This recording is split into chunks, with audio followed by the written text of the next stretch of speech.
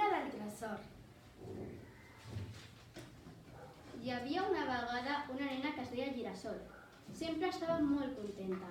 Un dia va anar al bosc i va veure un conillet. El va agafar amb la mà. El conill lluïa un rellotge.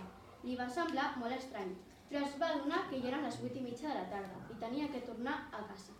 Es va posar molt trista i va tornar a casa. El dia següent va tornar i va trobar un llibre. No paraven de sortir animalons. El va agafar i va veure que hi havia un mapa del tresor. Ràpidament va anar a buscar el tresor. Primer es va trobar amb un os. Li va entretenir amb una mica de mel. Després es va trobar amb un llop i li va donar un tros de carn. Per últim, es va trobar amb un drac de 2 caps.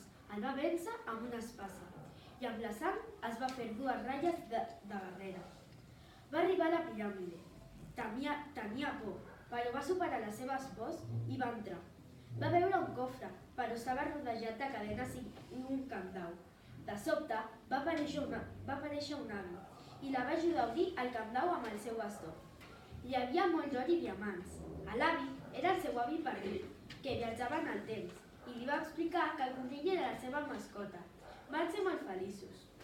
Vet aquí la Girasol i el seu avi, aquest conte s'ha perdut en l'or.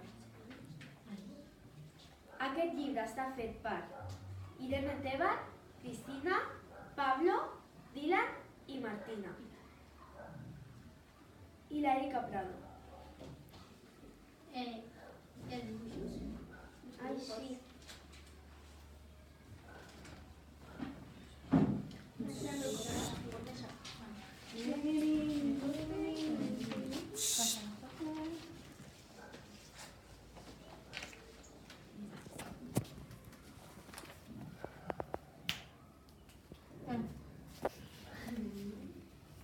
Gràcies per escoltar-nos. Què és això de què portes, Dylan? Un cofre amb un llibre i el diamant. Molt bé. Espera, i el de pàgina.